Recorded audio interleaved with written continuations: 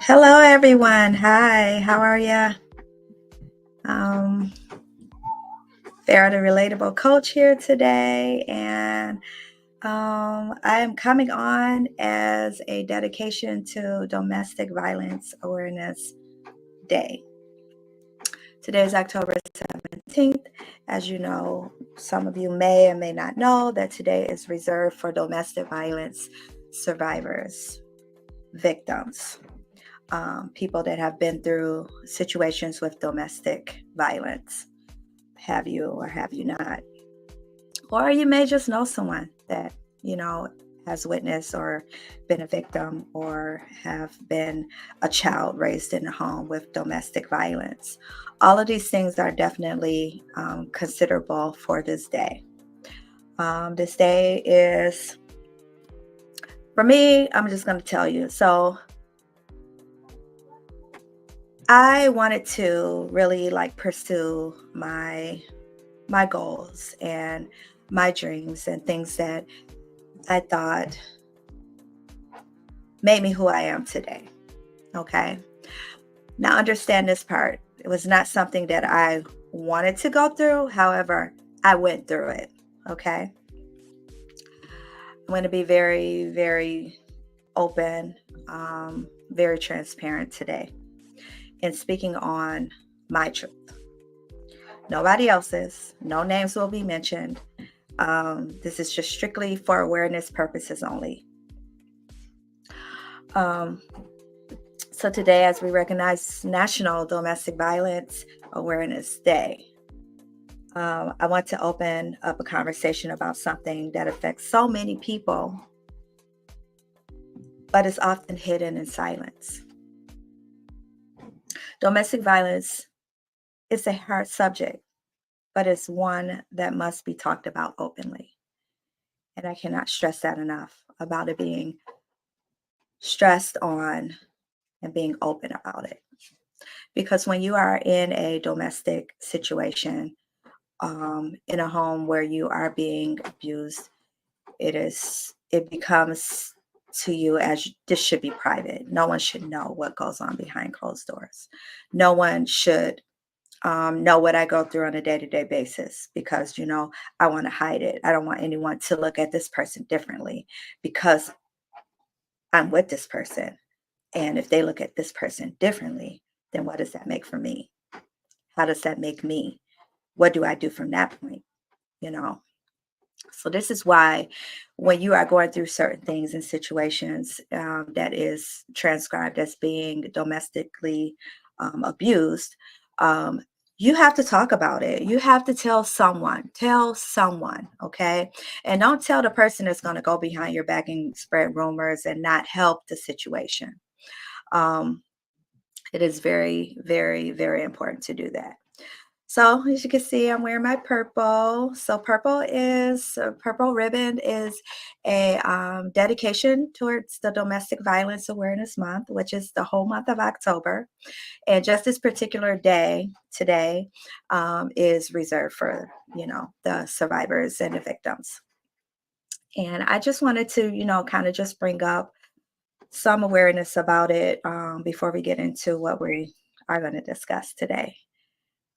Can we discuss, some things that I can openly share with you, and you can openly respect what I'm saying, and not only that, you can openly know that it's coming from a place that is healed, but a place that is still have a little bit of healing left to do. Being openly and being honest about things definitely heals you from anything that you are going through. Trust and believe. The more you talk about it, the more you bring up, the more you conversate, the more you educate yourself, the more you read and study and do different things, it's going to help the outcome, makes life much better for you. And it's not spoken enough, which is my next point about domestic violence awareness. I believe it's something that not just only in October, it should be yearly, okay? Because awareness needs to happen yearly in order to help those that feel like they're stuck. Just know that your life matters, first and foremost. If you don't take care of yourself, who is? And this was a hard lesson for me to learn. Um, growing up in a home where I had both parents, very happy relationship. It was nothing like what I witnessed on my own when I got married for the first time. It was nothing like that, you know, which was the heartbreaking part about it because I was the little girl that dreamed of having that relationship as my parents had. I wanted the husband that was supportive. I wanted the husband that loved me for me and treated me accordingly. However, um, didn't go as planned. Um, so the statistics are very high on domestic violence um, victims, and the fact that it turns out to be a very like open door, like you're in and you're out, you're in and you're out. It definitely um, takes a toll on you, and it's either going to break you completely down, or it's going to continue to be that way, and you're going to continue to lie to people like it's not happening when they see it. People know. And by me dealing with that and being in that type of environment, I can tell just by a woman walking with her male figure. I can see the approach. I can see every single thing that I've seen. So it's kind of like, yeah, you was prepped, like the signs and the things, and you're like, yeah, something just don't look right there. Something is off. Why is she walking in the back, or why um why does he not like look like he respect her, or like she can't even speak, he has to speak for her, or little it's the little things that you notice and you're like, yeah, something is definitely not right. And I feel my heart goes out to her because I don't know how long she's been dealing with that, but it just don't look right. It just doesn't look right. um So domestic violence doesn't just mean physical abuse. It can be emotional, it can be psychological, or financial. It can happen to anyone regardless of gender, age, or background. And sadly, it affects millions of people every year, like I just said. So statistics are going up. They are charting way off now. Did you know that even if you had an argument in your home with your mate, boyfriend, girlfriend, husband, wife, police are called if children are in the home, it automatically gets report to CPS. Did you know that? CPS comes in and get involved because what they're seeing now is that um, it's not just the person, the victim, it's also the kids being affected by it. Rather it's mentally, rather it's physically, rather it's murder suicide. All things are happening now, so they're taking the proper precautions to do so. And it's also trying to get these women or men, because men get abused too, to leave. It's an encouraging thing to, okay, you're gonna call CPS. I don't want to deal with them. I don't want them to take my kids. So let me just remove myself from this relationship. So that's what it's telling me. In the same token, some people just don't see it that way. And they turn around. What is wrong with these headphones? I'm sorry. This is why. This is why I'm hot. This is why. No. um, it kind of like, it makes you think, it makes people think, hey, stop. What am I doing? Okay. I'm arguing with you. We're getting nowhere. We're fighting. We're throwing stuff, this, that, and the other. You physically hurt me. Police are called. They see you physically hurt. Okay. The next thing, are there kids in the home? Kids are there. Yep. We're calling CPS right away. Next day, CPS is at your door.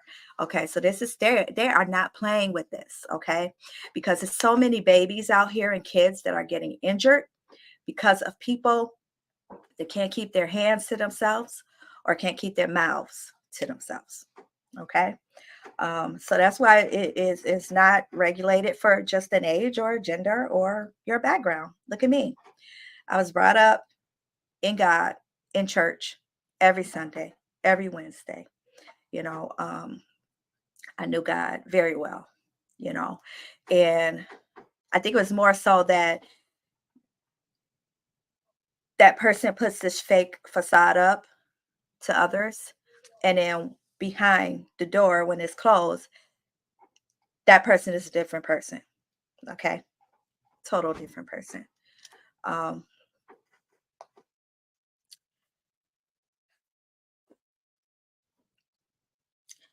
so,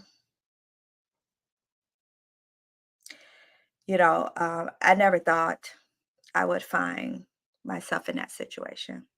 I never thought, like I said, as a little girl, I saw the perfect example. I had the perfect example in front of me. You know, um, there was no toxicity whatsoever. My dad never raised his voice to my mom. My mom never raised her voice to my dad. There was nothing like that. You know what I mean? It wasn't the fact that I was around it that made me want to be around it, right? Okay. So it was more of a persuasion thing. It's more of a mind control thing. It's a more of a manipulative thing that I encountered. So, you know, um, abuse happens gradually. It doesn't start in the beginning. Yeah, there may be red flags, but it doesn't start in the beginning. In the beginning is the what do they call it? Love bombing. It's the love bombing phase. Okay. So it's the phase where they're totally winning you over, totally showing you, oh, this, that, and the other. Yeah, I'm gonna take your car out and get you gas and I'll do this for you, or I'm gonna buy this, or we're gonna go out to dinner and I'm gonna present myself. I'm gonna make myself look good and great for you because I want you to choose me. Because once you choose me, once you fall over head over heels for me, that's when I can put my claws in you. Okay.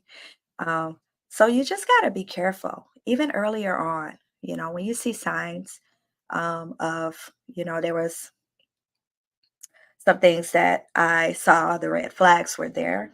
Um, Like I said, it could start with small things like words, controlling behavior, isolation. For me, it began you know, it began, I was in high school when I met him. Um, and I can remember being that girl that was very shy, very quiet, very like almost to the point where I thought I wasn't like pretty enough to have like a really nice boyfriend, or you know what I mean? Basically kind of just wanting to settle for just saying I had a boyfriend, right? Um, and I can remember the first day that I saw him, right?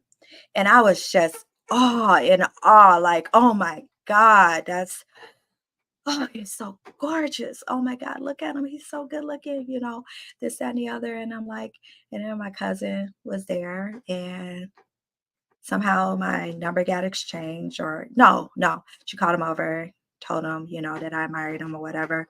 And he kind of like gave that little, smile and then walked back over and sat somewhere else. So I'm like, oh, okay. Next day, see him, gets my number. Um, don't call the first day, right? Um, Kind of just like a lead on type of deal. So it was kind of like what I want to say is that I think I was too fond, you know, I was too wanting it so bad, that I didn't see the makeup. I didn't see the makeup. I didn't see, I just saw this person that I thought was very good looking and, you know, um, had good swag or whatever you want to call it. I can remember the first red flag was in a conversation about if something happened and I cheat on you, um, what you gonna do? You know, and I was like, well, if you cheat on me, I'm gonna cheat on you back. It was like that. And I mean, oh, why did I say that? Why did you say that? Because I mean, it went overboard. So you mean to tell me this, that, and the I'm just giving you an opinion. I'm not saying I'm doing that or I'm going to do that. Now, mind you, we in a relationship. So we're just cordially having a conversation. Okay, yeah, this, that, and the other. You saying you're gonna do that, so I'm gonna do that back at you. I mean, now mind you, I had never had like a completely serious relationship with anyone like I'm having with this person.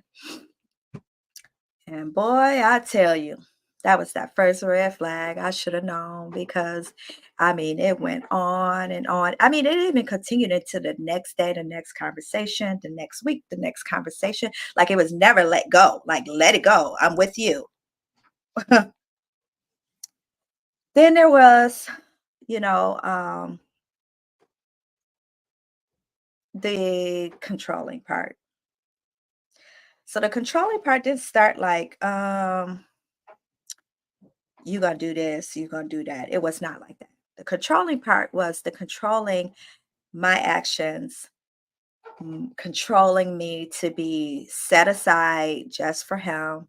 I can give you instances like parents are like, oh, we're going out to dinner, we're going to Red Lobsters, you want to go?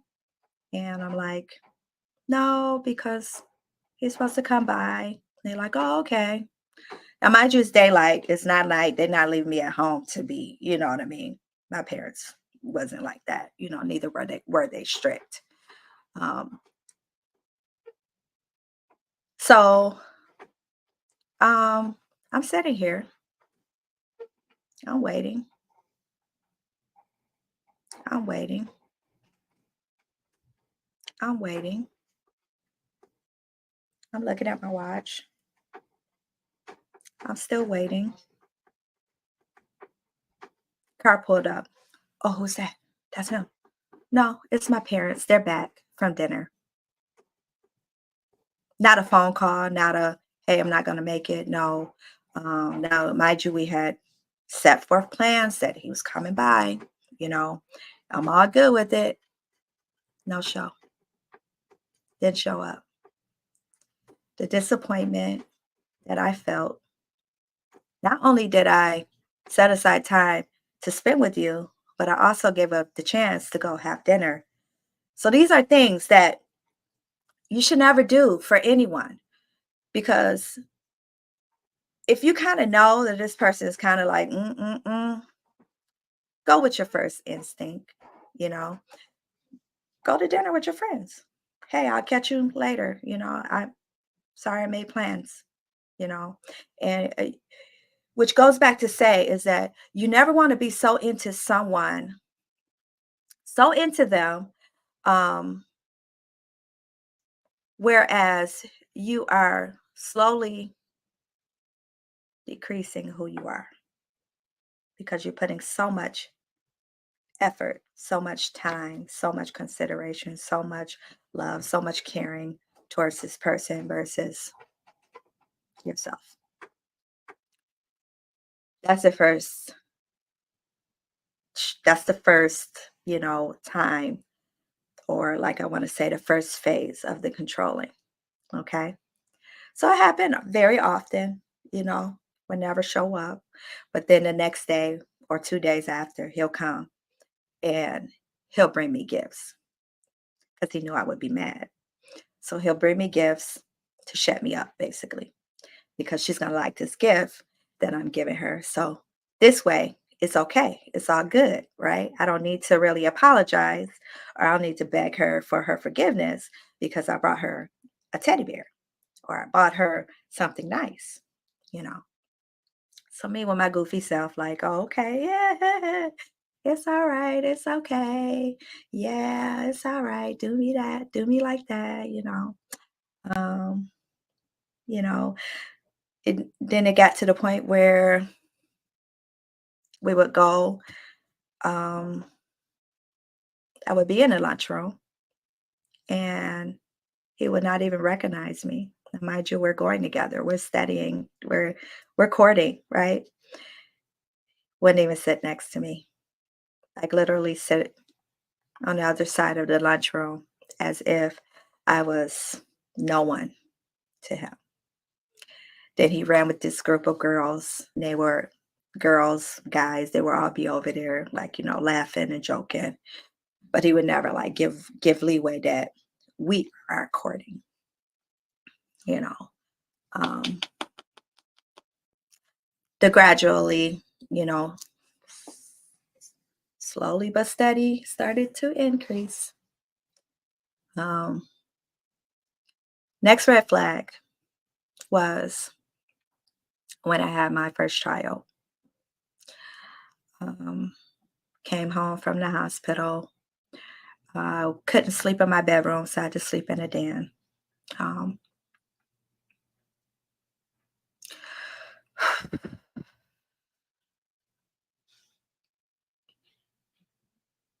sorry. So I literally had to have a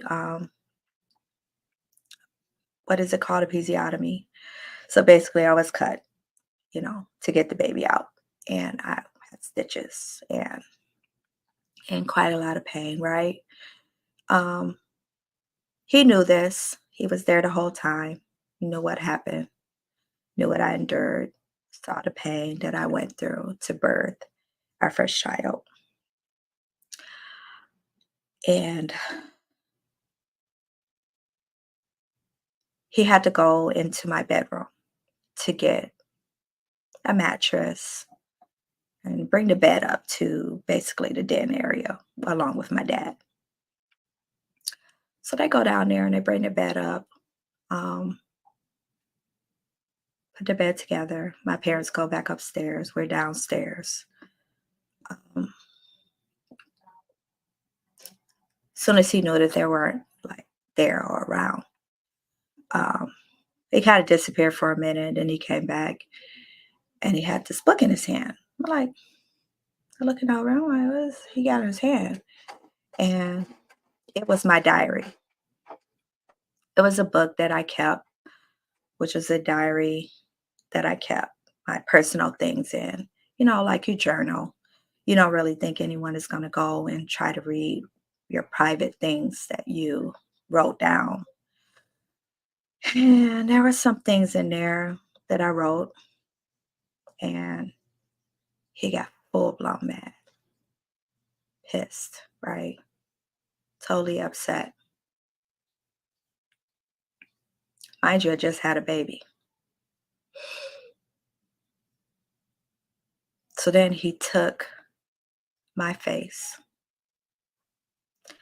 and he shoved it in a pillow.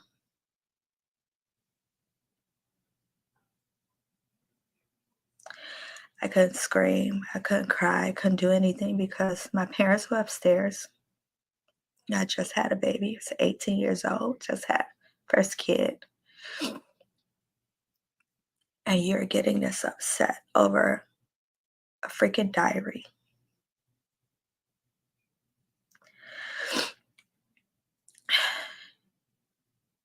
At that point, I should have told my parents, but then I never wanted to raise a kid on my own. I didn't want to be single with a baby and, not do right, you know. So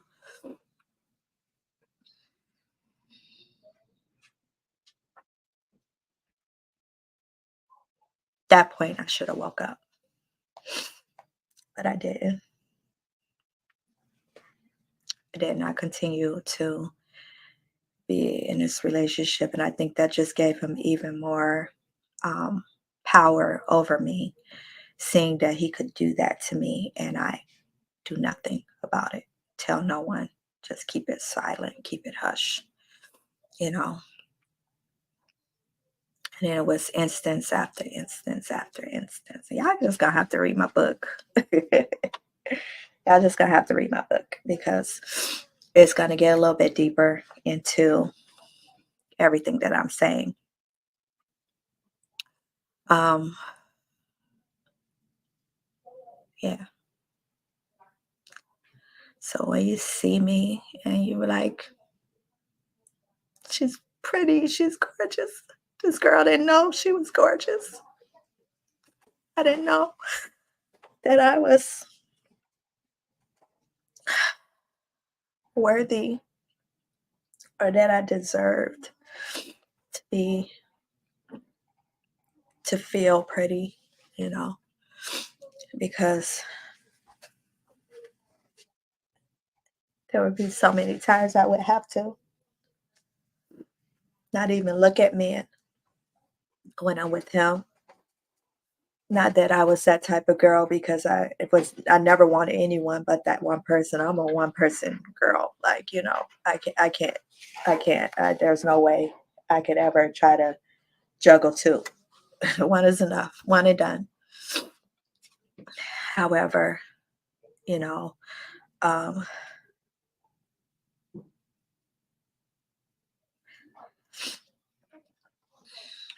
never in a million years did I think I deserved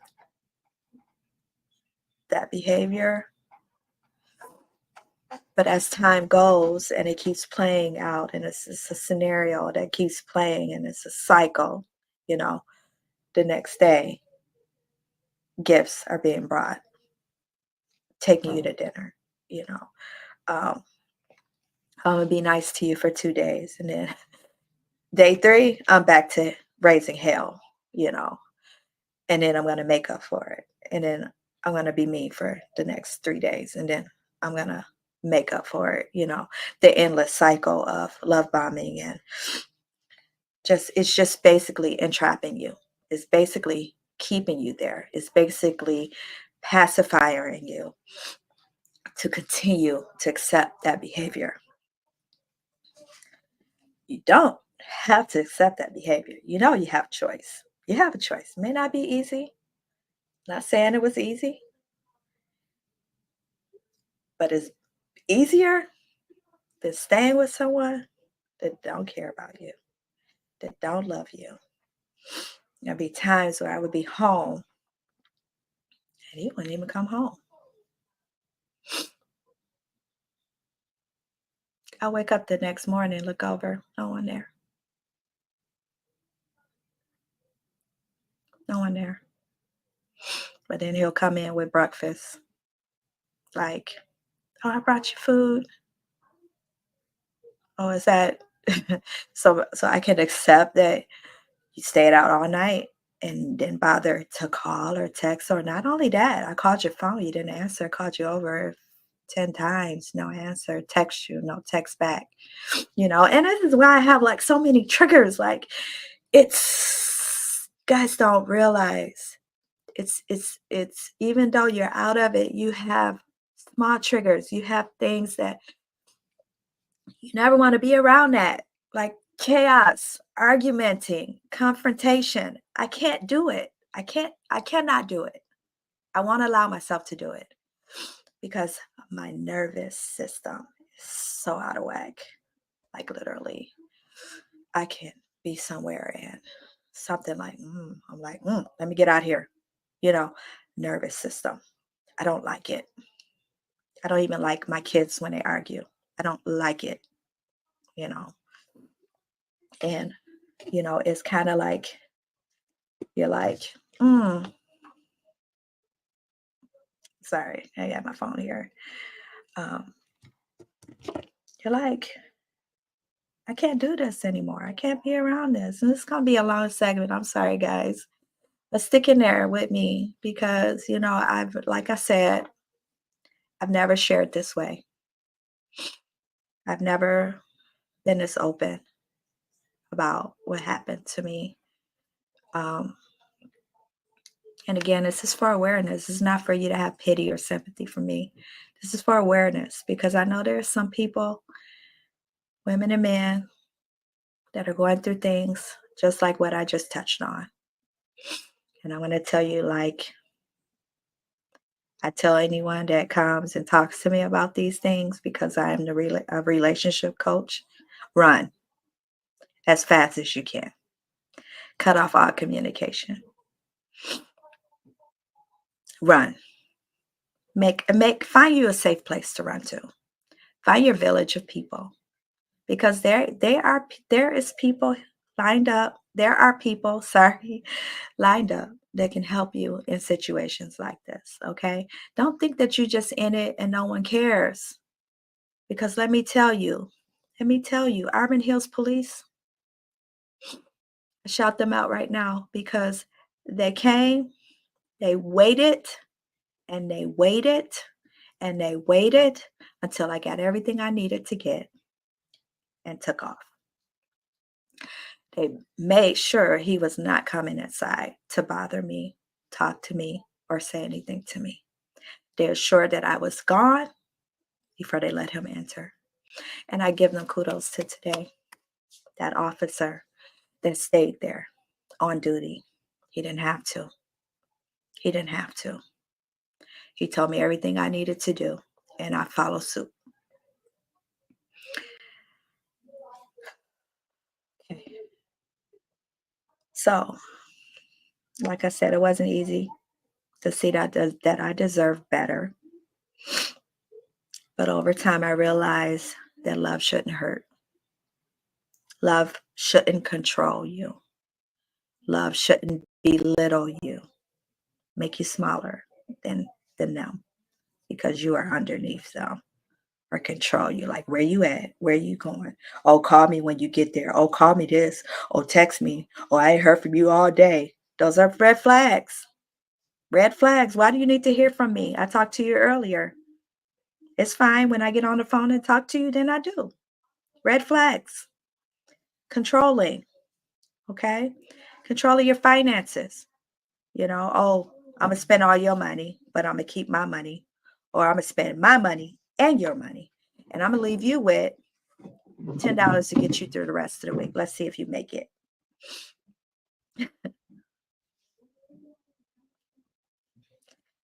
Or how about this one?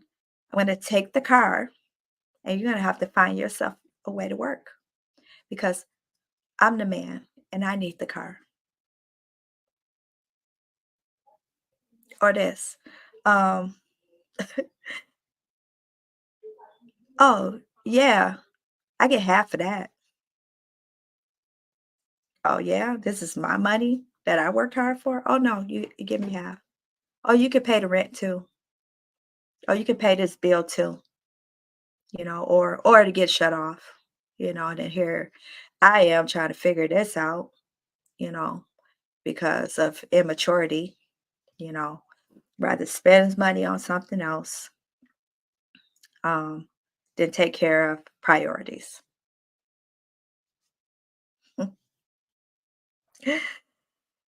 My turning point came. My turning point came. It started to come in 2010. That was a turning point for me. It's the year my dad died. Now, mind you, my dad died in January. The December before that January, I was at their house because I had left for my final time, supposedly, due to him breaking up stuff. Just come in the house randomly, just take TVs, throw on them, breaking them, glass, breaking it. this, breaking it, breaking it, all because I question where you are, or who is this on your phone, or why are you texting this person, or what does she mean to you? Any question to trigger that, he's upset. He's throwing stuff, breaking stuff. Better put your phone away because he'll snap that in half too and break it. How many phones I've had, you don't want to know. Anything that I cared about, taken, broken, psh, you know, without consideration of anything. But never took his stuff and broke it. Always stuff that I used.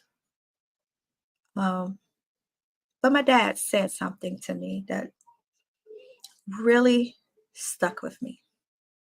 Really stuck with me. And I want you, if you're experiencing domestic violence in your home, I want you to take these words with you today. He sat me down on the couch. He said, okay, so you're leaving. So I know you don't have a plan yet, but I want you to know his exact words. He's not going to change. And here I am thinking, like, man, you right, Dad. He's not going to change. He's not going to change because this is my 10th time I've had to come to your house for rescue, for refuge with my 2 children because of this person. You're right. He's not going to change because day in and day out is good here a day. The next day is bad. It's good here a week. The next week is bad, so there's some truth in that. Absolutely. He was speaking with wisdom. He's not going to change. Now, my dad was a very humble man, a very forgiving man, yes, I believe that people can change if they level up with God. He saw something and he was warning me that it was not going to change for me. So the next month, my dad died, passed away of a heart attack, rest his soul. And I dedicate my book to him because those words, even though they didn't whip me back, they stuck with me. And I can say that during my mourning time, grievance, oh yeah, I went back like the day after or the day of Christmas. Short lived because it's like, oh, the kids' Christmas stuff. How you gonna do them like that? They need to have their Christmas. They want to open their presents, this, that, and the other. And I'm thinking about the kids. Like, yeah, sure, they do have toys that they need to or want to open. That's not fair for them not to have Christmas. So suck right back in, right? Suck right back in. During my time of mourning, he was there, you know. Um, there was times where he didn't stay, you know, or he still was doing what he wanted to do, you know. So it's even though you may feel that it's very hard to leave someone, it's really not that hard. You just have to put the effort forth to do what you need to do. And back to my turning point. So my turning point was breakthrough. Came with my daughter was pregnant with my first grandchild. And she had moved out. She moved out. She left me, I know. It was just be me, her, and my son. We lock arms, love on each other, kiss each other, tell each other we love one another. She left me. It really woke me up to think that someday they're going to grow up and they're going to leave little on me. And I'm going to be stuck there alone with no one to come in and say, Mom, you okay? Or what's going on? And I'll be full throttled in, right? I started to think about it and think about it, and sure enough, Real McCoy showed up again. So this night was the night before my daughter's baby shower. Now I had stayed up pretty late fixing her little things for table and decorations for a baby shower, right? Leave them all downstairs. I hear him coming in. I'm upstairs, getting ready for bed or in the bed. I can't remember. And he comes in and demands his food. And I'm like, okay, go down, get his food, warm it up, bring it up. Now, mind you, you should have been here to eat it when it was warm.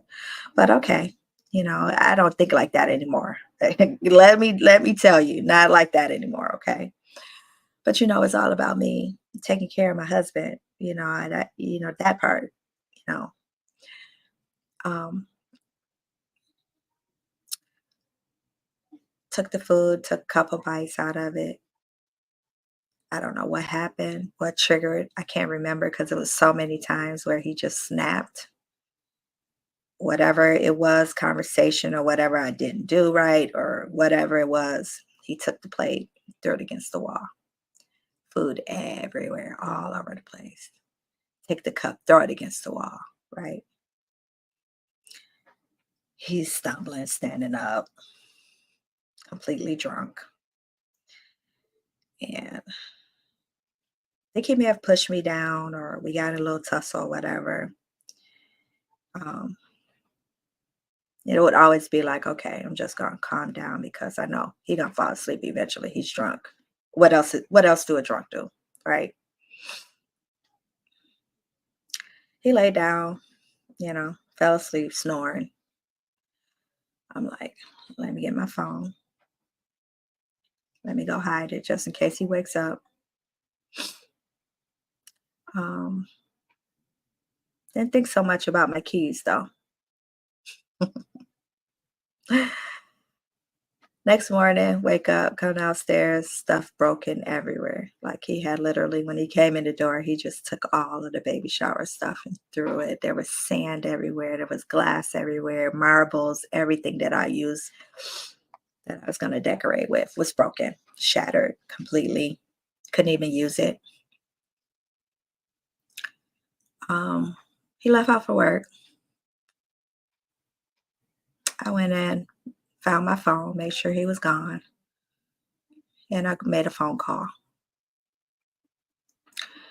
That phone call, the person that was on the other end was a very strong male figure, my uncle, my dad's brother, that helped me get out of there. He told me, make sure this is what you're going to do. Because I've heard and I know, see, this is how I know people know. They know when you be going through stuff, they don't want to intervene in your situation until you wake up and say, hey, I can't do this anymore, right? Um, so are you sure this is what you want? Yes, uncle. I've never been so sure in my life. I am done, done, done. I say, please, I need you to come get me because I know you have a truck and I just want to get my thing, my kids' clothes and my clothes. I don't care about anything else and I want to be out of here. I said, okay, I'm on my way. Now, I'm looking everywhere for the keys because he had felt something. He took my keys to work with him. Now, he have a car of his own, but he took my keys to work with him to make sure that I don't leave because he knew it had got bad. He knew that something was off, right? And Like I say, Auburn Hills Police Department was called. Rest is history because I never, ever, ever been so sure in my life.